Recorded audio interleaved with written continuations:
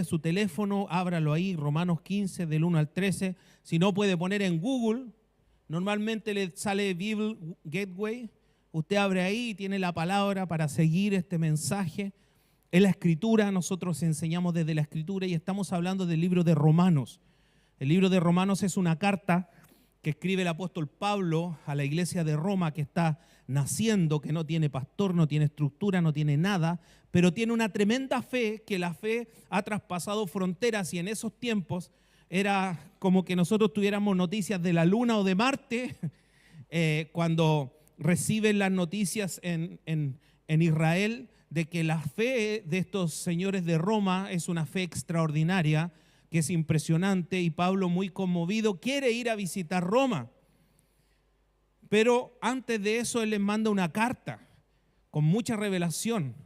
Bendito sea el Señor. Y este mensaje tiene como título Unidad y Armonía. Unidad y armonía. ¿Qué es una armonía musical? ¿Qué es una armonía musical? ¿Cómo definiríamos una armonía musical a ustedes? ¿Cómo lo definiríamos? 3 o más notas tocadas en forma simultánea. ¿Alguna otra definición, profesor Ruiz? ¿Cómo? No alcanzo a escuchar. Un conjunto de armonía, ¿cierto? Una armonía, algo que uno lo escucha y suena bien. Tiene una dirección, tiene una conformidad. Estoy hablando en el tema musical, en lo práctico. Lo que dicen ellos no lo entendemos ni yo, pero no importa. Lo importante es que sepamos que es algo bien conformado, algo bien estructurado, algo armónico. Y unidad, evidentemente la palabra lo dice, que seamos, mire mi dedo, que seamos uno. Eso es unidad, que seamos uno. Uno. Esa es la unidad de la Biblia, que seamos uno. Aleluya. Pero eso es súper complejo y lo vamos a analizar en fondo. Y espero que nosotros en esta noche podamos experimentar es lo que experimentaron los discípulos cuando iban camino a Emaús, y ellos dicen: ¿cómo ardía nuestro corazón cuando Cristo abría las Escrituras? ¿Cómo ardía nuestro corazón? Nosotros como iglesia tenemos que tener esa hambre, esa sed de llegar aquí y que nuestro corazón arda para que Dios nos hable, para que Dios nos edifique, para que Dios nos consuele y también para que nos rete, nos exhorte. Pero tenemos que tener esa expectativa. Es súper importante su expectativa. Yo puedo tener mucha unción, puedo tener mucha maestría, puedo tener todo un desarrollo, pero si usted no es buena tierra, no va a pasar nada. Cuando cae la semilla en buena tierra, es la semilla de Dios mismo. Pero si usted no es buena tierra, ¿y cómo soy buena tierra? Con expectativa. Dígale: Señor, háblame. Te quiero escuchar. Quiero disfrutar tu palabra. Pero dígaselo: Señor, háblame. Te quiero escuchar. Quiero disfrutar tu palabra. Mi corazón te necesita. Mi alma necesita tu palabra. Sáname con tu palabra. Sana mi mente, mi alma con tu palabra. A eso viene usted. Usted no viene a servir a la iglesia, no viene a tocar. Usted viene a escuchar a papá para que Él haga un trabajo en usted. Usted no está terminado, no está recién empezando el Señor lo que quiere hacer en usted. Y esa buena obra que empezó, Él la va a terminar, eso es seguro. Pero está trabajando. Y en este taller llamado EDS, Él trabaja con su palabra. Su palabra son las herramientas para ir conformando tu vida. Amén. Leemos el verso 1, dice: así que los que somos fuertes debemos soportar la flaqueza de los débiles y no agradarnos a nosotros mismos. Cada uno de nosotros agrade a su prójimo en lo que es bueno para edificación. Porque ni aun Cristo se agradó a sí mismo, antes bien, como está escrito: los vituperios de los que te vituperaban cayeron sobre mí. Porque las cosas que se escribieron antes para nuestra enseñanza se escribieron, y a fin de que por la paciencia y la consolación de las Escrituras tengamos esperanza. Pero el Dios de la paciencia y de la consolación os dé entre vosotros un mismo sentir según Cristo Jesús, para que unánimes a una voz glorifiquéis al Dios y Padre nuestro Señor Jesucristo. Por tanto, recibíos los unos a los otros como también Cristo nos recibió para la gloria de Dios. Pues os digo que Cristo Jesús vino a ser siervo de la circuncisión para mostrar la verdad de Dios, para confirmar las promesas hechas a los padres y para que los gentiles glorifiquen a Dios por su misericordia. Como está escrito, por tanto, yo te confesaré entre los gentiles y cantaré a tu nombre. Otra vez dice, alegraos gentiles con su pueblo. Y otra vez, alabad al Señor todos los gentiles y magnificadle todos los pueblos. Y otra vez dice Isaías, estará la raíz de Isaí y el que se levantará a regir los gentiles. Los gentiles esperarán en él y el Dios de esperanza os llene de todo gozo, paz en el creer, para que abundéis en esperanza por el poder del Espíritu Santo. Amén. Gloria a Dios. ¿Usted ha escuchado una frase que dice que la sangre es más pesada que el agua? ¿Ha oído eso alguna vez antes? Que la sangre es más pesada que el agua, ¿cierto? Está hablando de que es más densa. Sí, la sangre puede ser más densa que el agua, pero no está hablando de eso. Está hablando de que la sangre tira, de que la sangre identifica, de que los vínculos familiares son fuertes y son poderosos. Y son fuertes. Entonces, cuando se dice este dicho, que la sangre pesa más que el agua, está hablando de esa objetividad cuando nos enfrentamos, ¿cierto? Ahí está su hijo con otros hijos y hay un problema y usted dice, no, el mío no es culpable. No, el mío no, el mío es el bueno. Y el suyo es el que tiene los remolinos. No es nada. Y usted lo sabe, pero usted lo defiende. Y ahí va a ver a la cárcel las mamitas que van a ver a sus hijos y le creen que ellos no han hecho nada, que son unas víctimas de la sociedad. Porque la sangre tira, porque la sangre, el vínculo familiar es fuerte. Y eso es así. Sin embargo, este dicho tiene excepciones importantes. Porque pueden ser de una misma familia y llevarse como el perro y el gato. ¿Ha visto esos casos? ¿Tiene usted familiares que no se relacionan con usted? Yo también. Y lo único que he hecho ha sido bendecirles toda la vida. Y de un día para otro no se relacionan más contigo y te ignoran y no eres nada. De un día para otro. Y duele. Y duele. No solo han sido ovejas, sino familia.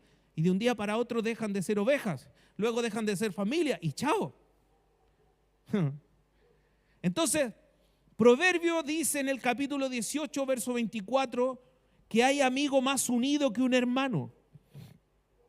Hay amigo más unido que un hermano y está hablando de un hermano en Cristo, un hermano en la fe. Alguien que pertenece a la familia de Dios. Por eso esta frase de que la sangre es más pesada que el agua, debería tener una excepción en la iglesia. Porque si bien es cierto, nosotros en la altura más importante de la frase, viéndolo de una forma muy honrosa, muy seria, somos hermanos de sangre. Somos hermanos de sangre. ¿Sabía usted eso?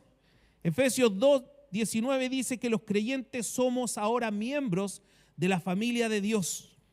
Los creyentes somos una familia debido a la sangre que Cristo derramó en la cruz. Ahora le pertenecemos a Él y no pertenecemos a nosotros mismos. Aleluya. Es comprometedor. Es comprometedor. Mire, una de las cosas más interesantes de la Biblia cuando dice en la calidad del amor que nosotros tenemos que tener como iglesia, hay una palabra que a mí me deja un poquito inquieto siempre. Dice la Biblia, soportándoos. ¿Qué es lo que sería más fácil? poner al pastor a alguien en disciplina, decirle que se vaya a otra iglesia porque hizo una falta grave y es reiterativa, y le dice: eres un contumaz. ¿Qué? ¿Qué dijo, pastor? Un contumaz es una palabra bíblica que significa de que perseveras en el pecado y sigues y sigues y sigues y pasa las consecuencias y sigue, y se te rotula como un contumaz. Te vas de la iglesia, no te quiero aquí. Es complejo, porque la Biblia dice soportando. ¿Y qué hay que soportar? Todo, pastor, por amor al hermano. Todo. ¿Cree usted que Dios hace justicia? ¿A usted le ha tocado, los que somos antiguos en el Señor, injusticia en la iglesia? A mí por años. Mucha injusticia. Incluso fui puesto en disciplina muchas veces. Porque así era en ese tiempo. Porque un hermano reclamaba. Pasó el hermano Monsalve en su auto y yo estaba en el paradero y no me llevó. Y yo sabía que la persona vivía para otro lado, no para donde iba yo. Usted dice: sí, pues. Disciplina. Los líderes que se reunían con el pastor, un comité de disciplina, ustedes, no, pero es que disciplina. Fuimos a un lugar de retiro y en la entrada del lugar había unas tremendas piedras y yo en ese tiempo tenía un Honda Civic. Tenía como 10 centímetros para el suelo. Hermano, vamos muy pesados, bájense, quedan 200 metros, yo voy a entrar despacito con el auto sorteando las piedras. Y los hermanos reclamaron. Y yo me iba a juntar con ellos a las 6 de la tarde en mi casa. Llegaron a las 8 para que yo llegara atrasado al retiro. En serio, aquí en Betania, donde hay piedras, todavía lleno de piedras la entrada. Y ahí en disciplina por meses. Tú no predicas, tú no haces esto, tú no haces esto otro. Esa ha sido la historia de la iglesia chilena. Porque no se ha entendido esto. Porque no se ha entendido que somos una misma familia. Y se usan técnicas humanas para gobernar la iglesia. ¿Sabe que una de las técnicas más burdas que hay es dividir para gobernar? Y se usa también en las iglesias. Presionar, condicionar, se usa en las iglesias. Porque no se ha entendido este principio que somos de la misma sangre, pero anda que sea su hijo el que cometió el error. Norma, tú estás enferma y porque estás enferma, tú estás bajo juicio de Dios. Pero cuando yo me enfermo, estoy en una prueba. Dios me está probando. Soy una víctima y tú eres victimaria. Y gobiernan nuestra mente hasta que le toca a él mismo o a su familia. Porque no se ha entendido que nuestro vínculo es filial. Porque no se ha entendido que la sangre de Cristo es el apego que nosotros tenemos. Es lo que dice la Escritura. Y Pablo aquí lo levanta. Recién teníamos un conflicto grave. El fuerte de conciencia y el débil de conciencia. Y aquí el débil de conciencia era el judío. ¿Quién era el judío? El religioso. Y el fuerte era el gentil, que era un romano común y corriente que decía: yo no tengo problemas con comer cerdo. No tengo problemas con comer carne. No tengo esos problemas. Sin embargo, se creaban conflictos. Quiero decirte que nosotros somos, en el sentido más alto de la frase, nuevamente te lo digo, hermanos de sangre. Por eso Pablo dice en Romanos 12:5 que los creyentes somos un cuerpo en Cristo. E indudablemente cada miembro está unido uno con otro. Pablo nos exhorta a perseverar en la unidad del Espíritu y en el vínculo de la paz. Dentro de un cuerpo no corren dos tipos de sangre, corre solo una. Y si usted un día le dijeron: ¿cuál es tu grupo sanguíneo? No tengo idea. Se hizo un examen de sangre, ahí está su grupo sanguíneo y esa sangre corre por todo su cuerpo. Si somos el cuerpo de Cristo, en nosotros corre una misma sangre, es la sangre de Cristo. Mire a su hermano que está a su lado. Mírelo, mírelo, mírelo. Va a estar una eternidad al lado de él.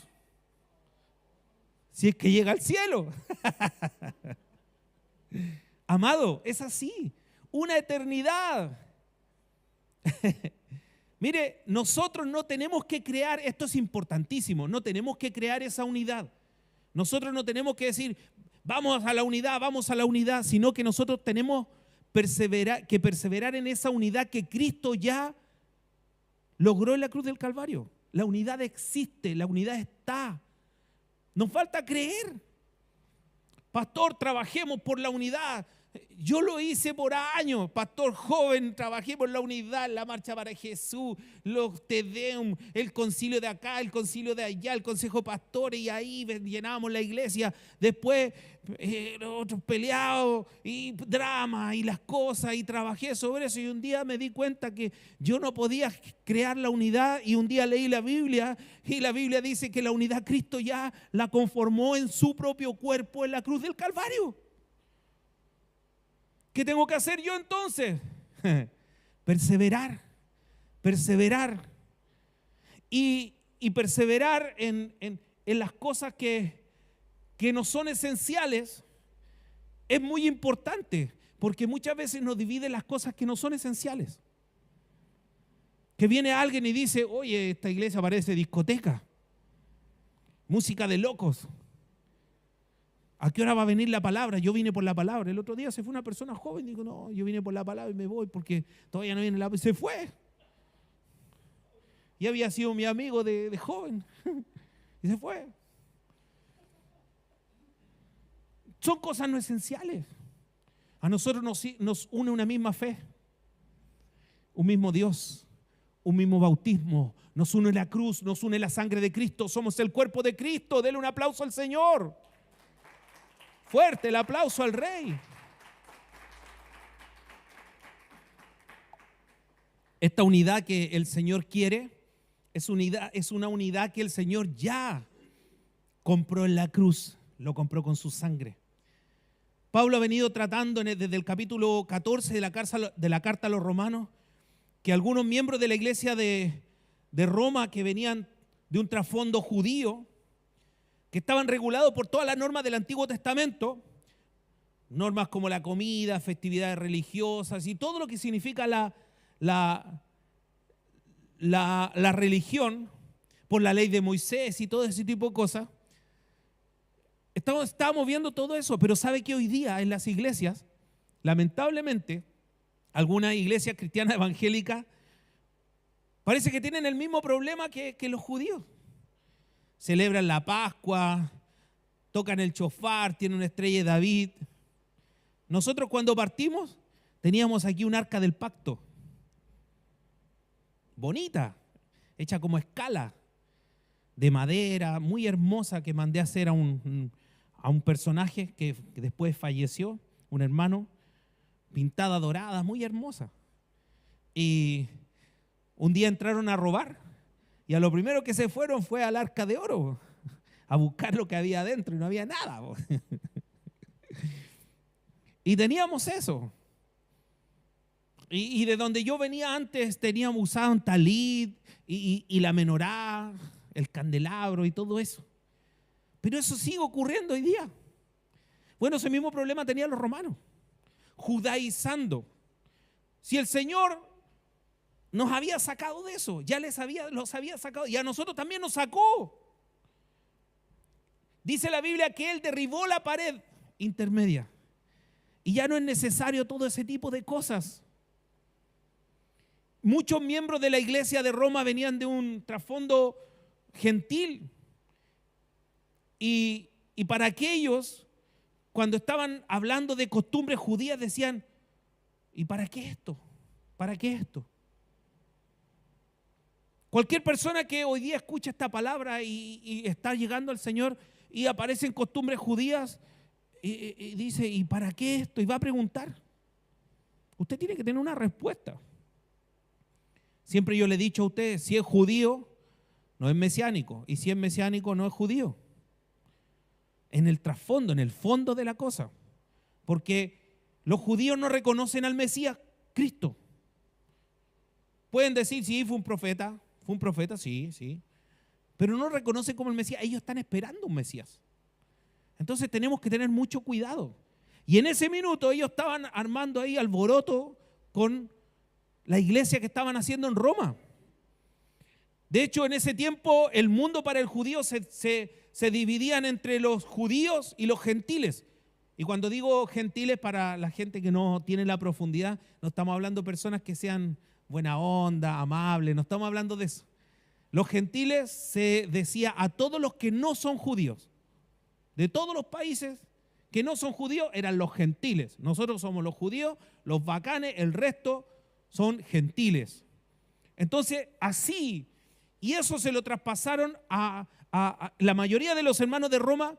Ellos tenían la película clara, pero había muchos que estuvieron en algún minuto en Israel y ahí recibieron el evangelio y recibieron también el judaísmo. Quizás primero recibieron el judaísmo, salieron del judaísmo, recibieron el evangelio y volvieron a Roma. Entonces ellos tenían estos conflictos. De hecho, Pablo en 1 Corintios 10, verso 25 dice, ¿saben qué? Todo lo que se vende en la carnicería, coman sin preguntar. Porque por motivos de conciencia ustedes tienen que tener tranquilidad, porque habían fechas de festividades paganas donde había mucha carne, de sacrificio, de lo que fuera, y la carne era más barata. Entonces, si usted, ¿cierto? ¿Cómo es? Ojos que no ven, corazón que no siente. Le decía, tranquilo, coman, no se hagan problemas, no anden preguntando, coman la carne. No les va a hacer nada, es carne. Que fue sacrificado a los ídolos, pero es carne. Coman tranquilo.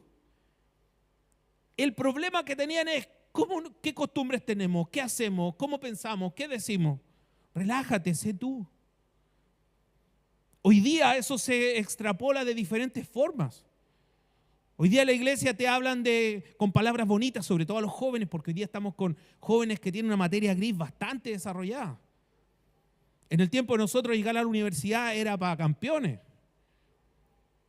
Hoy día cualquier joven tiene la oportunidad, y no digo intelectualmente, económicamente. Yo no pude estudiar la carrera que había quedado en la universidad porque no tuve plata para la matrícula. Punto. Perdí eso, su minuto. Después Dios hizo el milagro. Pero lo importante es que hoy día se usan ciertas palabras y ciertas cosas haciendo el mismo efecto. Te hablan de genoma, te hablan de identidad. Y lo único que quieren es anularte a ti para que tú seas un robot y tengas la personalidad de la casa. Y en esta iglesia hayan puro Rodrigo Monsalve, ¿cierto? Todos sean igual al pastor. Y las mujeres todas igual a la pastora. Eso nunca ha sido así. No, es que tú tienes que tener la identidad de la casa. ¿Qué casa? No, tienes que tener la identidad de Cristo. Dios te hizo a ti con tu identidad. Te ama como tú eres. Te conoce. Te hizo de esa forma. Y tú tienes que buscar la santidad y buscar cambiar, y no lo vas a hacer con tu fuerza de voluntad, lo vas a hacer buscando a Dios arrodillado, clamando. Y si es necesario, a veces te vas a tener que morder la lengua para no pecar. Te vas a tener que sacar un ojo, dice la Biblia, cortar una mano para no pecar. Porque tu identidad, tus características son así. Le vas a decir, Señor, cámbiame. Y el Señor dice, estoy en eso, tranquilo, ten paciencia. Y tu hermano va a estar diciendo, mejor que se vaya de la iglesia. Es una mala señal. Está ensuciando el evangelio. Aparece el judío que llevas dentro. El judío que llevas dentro, dijo el gato con bota. Aparece ahí, juzgando, cuando Dios está trabajando en ese hombre que Dios rescató. Tú no sabes de dónde lo sacó. Tú no sabes cómo Dios hizo la obra. Por eso nosotros tenemos que apegarnos a la Biblia. Y la Biblia dice que tenemos que perseverar en la unidad que Cristo ya nos dio. Los creyentes tenían más escrúpulos de conciencia, y Pablo le dice ellos son débiles en la fe, llenos de escrúpulos. O sea, ellos no estaban seguros si por su cristianismo ellos podían hacer ciertas cosas. Y ellos como eran débiles decían, no, la verdad es que yo no voy a comer cerdo porque yo soy judío y yo estoy guardando la Pascua. Y los débiles estaban ahí y en un minuto los fuertes venían y juzgaban a esos débiles. ¿Qué te andáis haciendo problema? Mira cómo yo como cerdo, mira cómo yo como jamón. Y llegaban con la... ¿ah? Entonces se perdía esa libertad. Mientras que los creyentes tenían una conciencia mejor informada desde la Escritura, esos creyentes eran los hermanos fuertes. Pero había un problema, ellos estaban menospreciando a los débiles, menospreciando. Estaban siendo insensibles en el uso de su libertad. De manera que estos dos grupos, los débiles de conciencia, los fuertes de conciencia, estaban faltando a la ley del amor y estaban mal representando a Jesús. Cuando yo tengo evidencia que estoy mal representando a Jesús, cuando estoy siendo parte de la división del cuerpo de Cristo. Cuando estoy siendo parte de la división. ¿Qué significa división? División, dos visiones, dos formas de ver las cosas. Y ahí teníamos unos que decían, no, los débiles. Ellos son niños. No los pesco, son niños. Y otros decían, los fuertes. Amado, en un momento no nos damos cuenta y estamos siendo canal de división y no de unidad. Y en los primeros 13 versículos de Romanos 15, el Señor busca que estemos unánimes y a una voz glorifiquemos a Dios. A una voz. La Biblia habla de un solo hombre y se reunían delante de Dios como un solo hombre. Aleluya. Y no significa, escúchalo bien, reunirse como un solo hombre, de que yo los represento a ustedes como la cabeza de esta iglesia. Yo me entiendo con Dios y ustedes están bajo mi cobertura y nos reunimos a través de Monsalve, porque Dios no murió por Monsalve, murió por todos nosotros. Y vosotros tenéis la mente de Cristo, la misma que tengo yo. Y vosotros te vistes con las ropas de Cristo, las mismas con que me tengo que vestir yo. Las ropas de misericordia, teñidas con sangre, que delante de Dios me hacen justo y santo. ¿No se alegra por eso? Es maravilloso. Es Cristo el que te hace justo y santo delante del Padre. Y cuando nos reunimos como un solo hombre es porque todos tenemos la misma sangre. Podemos pensar distinto, por supuesto, pero todos tenemos la misma sangre. La sangre de Cristo corre por tus venas. ¡Aleluya! Por eso Pablo dice, yo quiero que disfruten de unidad y armonía. ¿Para qué? Para que puedan glorificar a Dios. Dios anhela la unidad y la armonía y yo como pastor tengo que velar por eso aquí en la iglesia. Por ejemplo, yo siempre recomiendo, yo no doy órdenes, recomiendo en este sentido, que no le preste un cheque al hermano, ni la tarjeta de crédito. Y si no hace negocio, mejor todavía. Bendito sea el Señor. ¿Sabe por qué? Porque queremos velar por la unidad y la armonía de la iglesia.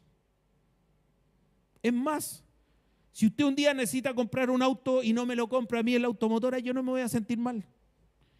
Y si me pide un consejo y no me va a comprar a mí el auto, yo le voy a dar el consejo y no me voy a sentir mal. ¿Sabe por qué? Porque para mí es más importante la unidad y la armonía de la iglesia. Porque la palabra es la que me direcciona. La palabra es la que me hace andar por un camino recto. Y la palabra determina eso. Por eso tenemos que tener mucho cuidado.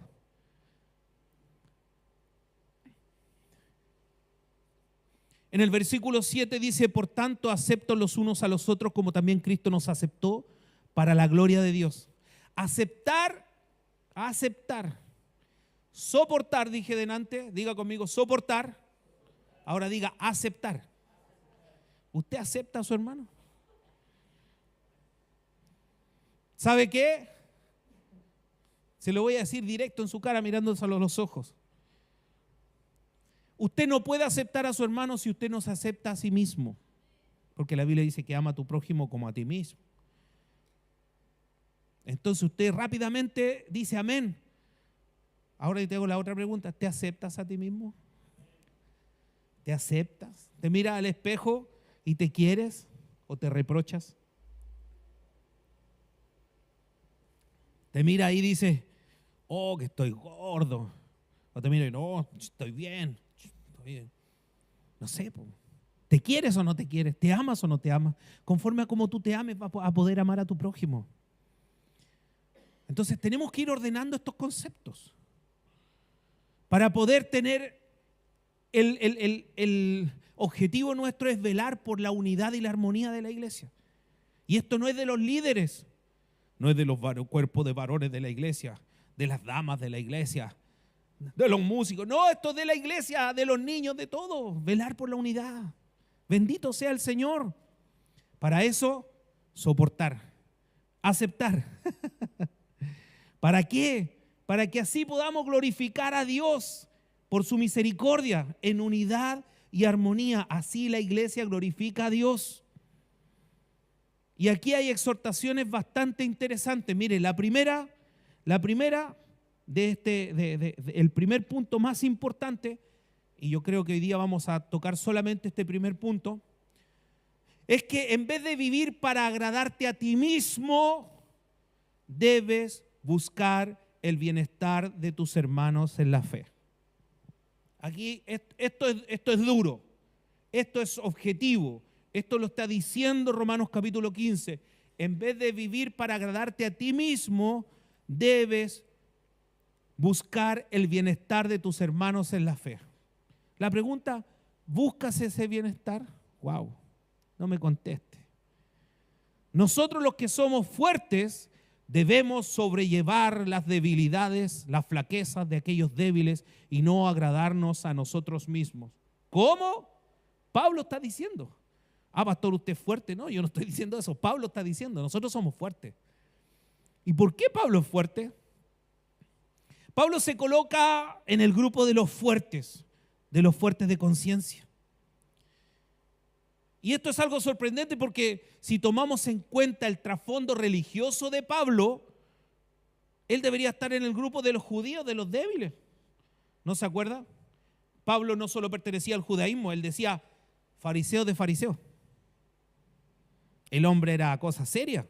Pablo llegó a ser un judío tan escrupuloso en el cumplimiento de la ley que en su carta a Gálatas dice Pablo de sí mismo que él aventajaba a cualquiera que se pusiera por delante en el celo que tenía por Dios, en el celo por las tradiciones de mis antepasados, decía Pablo. Pablo era uno que perseguía a cristianos por eliminar la fe cristiana porque iba en contra de la fe judía. Entonces la pregunta es, ¿cómo Pablo pudo cambiar? ¿Cómo Pablo pudo hacer un reset? Un reseteo total. Un formateo. ¿Cómo Pablo pudo partir de cero? ¿Cómo? Fue cuando se encontró con Cristo en su camino. Y se reveló Cristo. Entonces él tenía que tomar, escúchelo, existía solo el Antiguo Testamento, existía solo la Torá. Entonces tuvo que ir a él a todas las Escrituras y ahora que él tenía a Cristo como su centro, como su único centro, él comenzó a darse cuenta que todo lo que había en las Escrituras, todo, desde el Génesis, hablaban de Cristo. Por eso yo delante le dije, como la luz de la aurora, que va en aumento hasta que llega Cristo, hasta que el día es perfecto. Ahora Pablo tiene el día perfecto, ahora tiene la luz completa, ahora el sol está pegando fuerte, te está quemando en la pelá. Ahí está el sol fuerte de la luz del evangelio y él es capaz de ver. Dice la palabra de Dios, cuenta que Pablo antes de comenzar su ministerio tuvo 3 años en Arabia, y Arabia no es lo que hay ahora, no no había pozos petroleros, ni esas playas artificiales y esas pistas de esquí artificiales que hay en Arabia, ¿cierto? Donde está Qatar, donde están Bahrein y todos esos países top que hay mundiales. ¿Cómo se llama el que todos quieren ir, el del oro? El Dubái, ¿cierto? Ahí no era esa Arabia, era puro desierto. Bueno, ¿qué no le quedó? O sea, los teólogos, los eruditos dicen que no le quedó otra que meterse en la Escritura, porque estuvo ahí retirado él y la Escritura, y se le empezó a revelar desde la Escritura a Cristo. Y Pablo comenzó a entender y vino un cambio total. Entonces Pablo pasó a ser de un religioso a un fuerte en la fe, en el objeto correcto. Acuérdese de esto, nunca se olvide. Yo a mis discípulos les digo, mira, tienes que tener principios en tu vida para cuando tú vayas a analizar cualquier cosa espiritual. La fe, escucha esta frase, en el objeto correcto. ¿Cuál es el objeto correcto? Cristo. Cristo es el objeto correcto. Usted no puede poner su fe en nada más que en Cristo. Yo tengo fe en mí mismo, yo tengo fe en la Virgen de allá, yo tengo fe en mi trabajo, tengo fe acá, tengo fe allá, le tengo fe al jugador que va a hacer el penal y se le va. El objeto correcto es la fe en Cristo. Y Pablo desde ese eje, desde ese centro, él comienza a ver la Escritura. Y se da cuenta de que todo hablaba de Cristo. Y todo hoy día se encierra en Cristo. Bendito sea el Señor. Pablo tuvo que aprender las Escrituras que él había memorizado desde niño, reaprender. A lo mejor a usted le toca en algún momento eso, reaprender. Desconstruir, dicen ahora. En mi tiempo decían desaprender para volver a aprender, para volver a construir.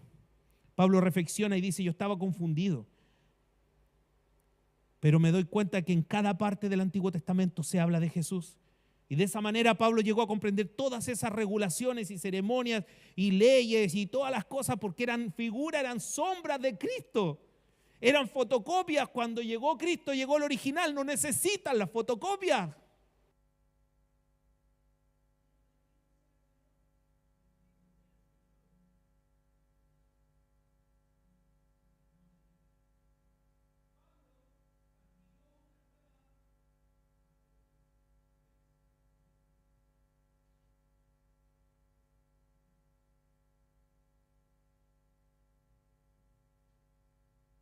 Oh sí.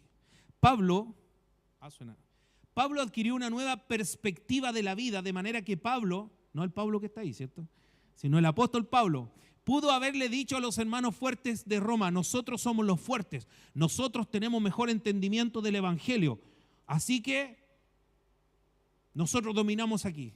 No, Pablo no hizo eso. No hizo eso. Dijo Pablo, nada es inmundo en sí mismo, pero para el que estima que algo es inmundo, para él lo es. Los hermanos fuertes de Roma no podían decir, ahora todos aquí comemos jamón, ahora todos comemos paté, porque los judíos creían que la carne de cerdo era una carne inmunda. Por amor a los débiles, hagamos esto con cuidado, y si lo vamos a hacer, que no nos vean los débiles, ¿cierto? Si nosotros los obligamos a comer jamón, estamos obligándolos a pecar. Entonces, en el capítulo 14, 23, que lo vimos las predicaciones anteriores, dice, si se come, se condena porque no lo hace por fe, y todo lo que no procede de fe es pecado. Quédese con eso para toda la vida. Todo lo que no procede de fe es pecado. ¿Pero de qué fe? De la fe en Cristo. De la fe en Cristo.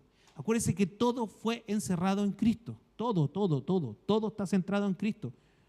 El verso 2 dice, cada uno de nosotros agrade a su prójimo en lo que es bueno para su edificación. Este es el punto central, o esta es la frase, o esta es la intención central de este primer punto. Agradar al prójimo para su edificación. Lo que Pablo está dejando en claro aquí, que no es como... No es que nosotros debemos de vivir para agradar a la gente. No, nosotros vamos a agradar al prójimo para que él sea edificado. La Biblia dice claramente que el que vive para agradar a la gente no puede vivir para agradar a Dios. Es claro eso. Pablo le dice a los Gálatas, capítulo 1, ¿por qué busco ahora el favor de los hombres o el de Dios? ¿O me esfuerzo por agradar a los hombres? Si yo todavía estuviera tratando de agradar a los hombres, no sería siervo de Cristo. Pero si yo agrado a mi prójimo para edificación, estoy agradando a Cristo. Ya no estoy agradando a mi prójimo, estoy agradando a Cristo. Porque estoy siguiendo el lineamiento. Pablo fue muy preciso en sus palabras al agradar al prójimo. Porque yo lo agrado en lo que es bueno para su edificación, para que él pueda conocer más al Señor, para que él pueda tener una intimidad mayor al Señor. Y eso tenemos que cuidarlo. Eso usted tiene que cuidarlo. En vez de insistir en la práctica de su libertad, mis derechos, nosotros como cristianos tenemos que ir a levantar la voz, tenemos que procurar levantar nuestros derechos. Debemos procurar intencionalmente, en vez de eso, ayudar a los demás en su proceso de santificación y crecimiento espiritual. Esa es la pega suya. Por eso yo les digo a ustedes, llega gente nueva, usted tiene que discipular. Pastores, que yo llevo poquito en la iglesia. Sí, pero lleváis años en el evangelio. Como le dijeron de Lázaro, yede ya. Ya te salió vello en la axila, ya estáis grande ya, po.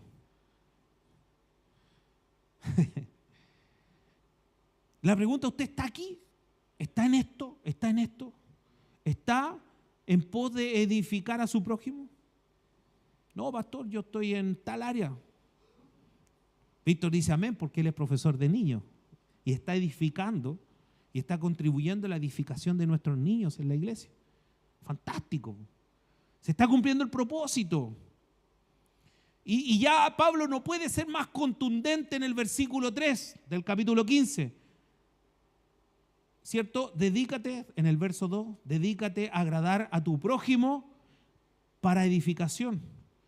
Y dice, y aún Cristo, verso 3, se agradó a sí mismo antes, no se agradó a sí mismo, antes bien, como está escrito, los vituperios de los que te vituperaban, o vituperaban a Dios y que injuriaban a Dios, cayeron sobre mí.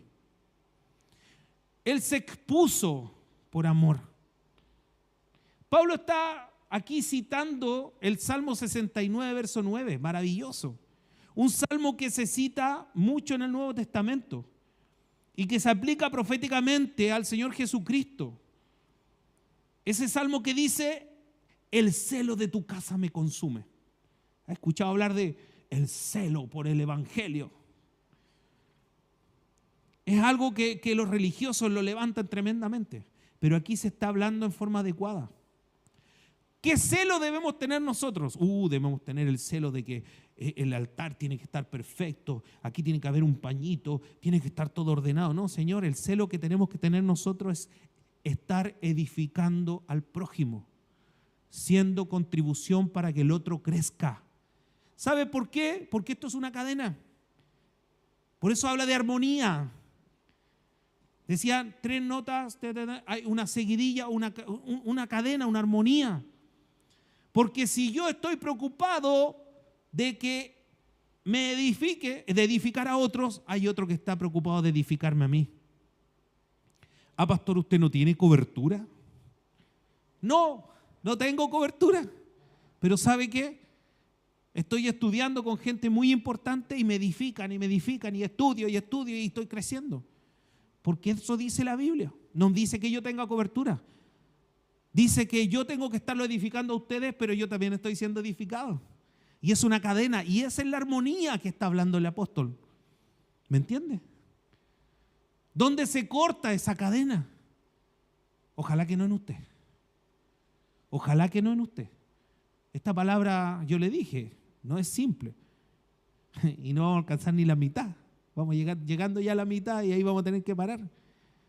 Nosotros no podemos limitar nuestro menú, no podemos limitarnos en aquellas cosas que no son lícitas para hacer, pero en un momento dado, en un contexto, nosotros sabemos que si pueden hacer tropezar a otros, yo tengo que tener mucho cuidado. Y aunque suena raro, tú pasas a ser un esclavo de tu libertad. Pierdo mi libertad si Jesús pagó por mi libertad. Es maravilloso porque ahí no dice, pero yo tengo claro esto. Entender la profundidad de lo que es ser esclavo de Cristo o esclavo por amor. Yo pierdo mi libertad, esta libertad de ser fuerte, de no tener problemas. No sé, me voy a tomar un vino. No tengo ni un problema. El pastor toma vino. Sí, no tengo ni un problema. Pastor, el vino para mí es el diablo. Entonces yo no voy a tomar vino contigo. No, yo tomo toro de piedra. Para estar como un toro. No voy a tomar vino contigo. Por amor. Por amor. Pastor, pero usted me está diciendo algo, escúchame aquí, me está diciendo algo que a mí no me gusta. Usted está perdiendo su libertad. Usted tiene la libertad y la está perdiendo por alguien que piensa diferente a usted. ¿Y sabe qué? Efectivamente, incluso me estoy haciendo esclavo de mi libertad, pero por amor. Esclavo por amor. Es el mismo principio, aleluya. Es el mismo principio que nosotros tenemos. La palabra doulos en griego significa esclavo y Pablo se presenta como esclavo de Cristo. Cuando yo digo amar a Dios y no amo a mi hermano que lo veo, en realidad yo no estoy amando a Dios. ¿Cómo puedo amar a Dios que no lo veo y no amo a mi hermano que lo veo? Mas cuando yo amo a mi hermano que lo veo, estoy amando a Dios. Por lo tanto, no me estoy haciendo esclavo de mi libertad. Sigo con la libertad que me dio Cristo, pero por voluntad propia me hago esclavo de Cristo y de su palabra. Porque Dios me está diciendo, hijo mío, tú eres más grande, preocúpate de tu hermano chico. ¿Y qué tengo que hacer? Como le toca al Rafa, tenéis que ir a dejarla al colegio. Levantarme a las 6:30, ir a dejarla al colegio. ¿Es tu hermana? Ya, yo voy.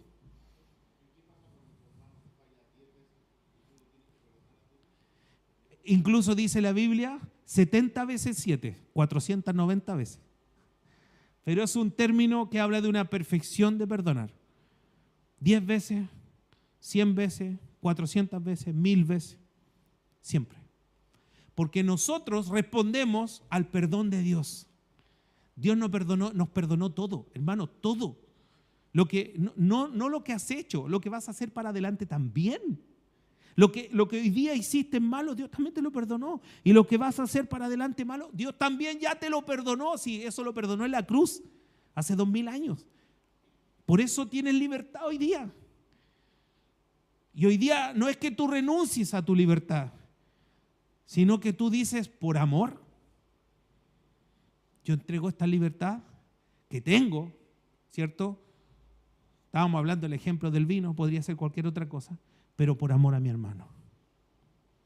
Amén. Vamos a llegar hasta aquí, la mitad del mensaje. Lo que hemos hablado es profundo, es interesante, pero acuérdese, yo le pregunto hoy día, ¿usted está haciendo contribución para la edificación de su hermano? Esa es la pregunta que usted tiene que llevarse para la casa. ¿Usted está haciendo contribución para la edificación de su hermano o no? Porque si no está haciendo contribución para la edificación de su hermano, sencillamente hoy día usted tiene que tomar una decisión y decir, yo quiero que mi hermano crezca y voy a ver qué puedo hacer para que mi hermano crezca. Pastor, es que yo no sé mucho de la Escritura. Bueno, hable con sus palabras, traiga gente. Así como nuestra hermana trae invitados, como Juan Carlos trae invitados, y así, y vamos creciendo, y la iglesia va creciendo.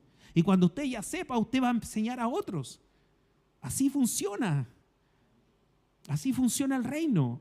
Lo dice la palabra. Y eso, escúchelo bien, es lo que hay que hacer. La unidad y la armonía son un resultado de lo que nosotros estamos haciendo. Mire, es súper importante entender esto porque muchas veces nosotros queremos conseguir el objetivo y el objetivo no se consigue. Si yo quiero lograr algo, tengo que trabajar por ese algo. Si yo digo, quiero tener un sueldo a fin de mes. Estoy en mi trabajo, ¿cierto? Gonzalo dice, quiero tener un sueldo a fin de mes. Necesito tener 800,000 pesos para los gastos de mi casa. Tengo un trabajo, en el trabajo gano eso, yo voy a trabajar todos los días. Pero yo no estoy en el trabajo buscando dónde están los 800,000 pesos.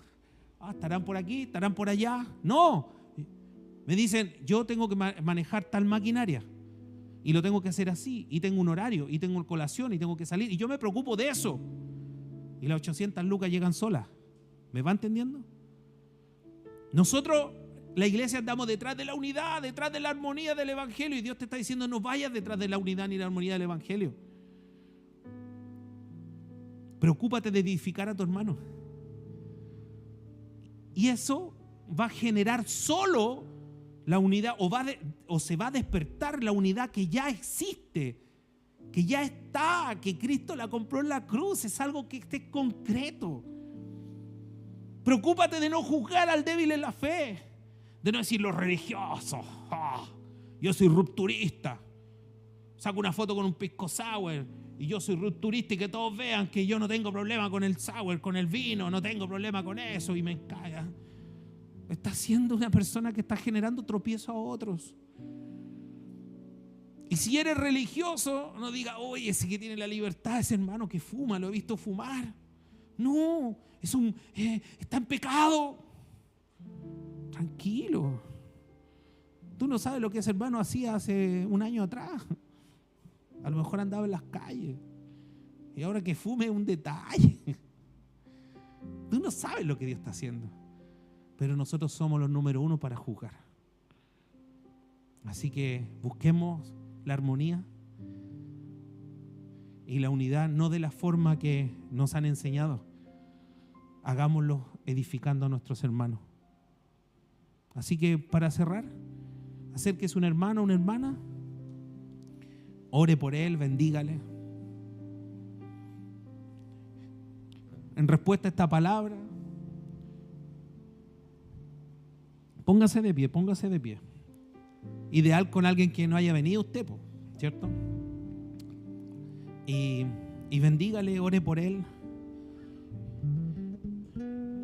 Quizás con sus palabras dígale al Señor, yo quiero ser de edificación para mi hermano, para mi hermana.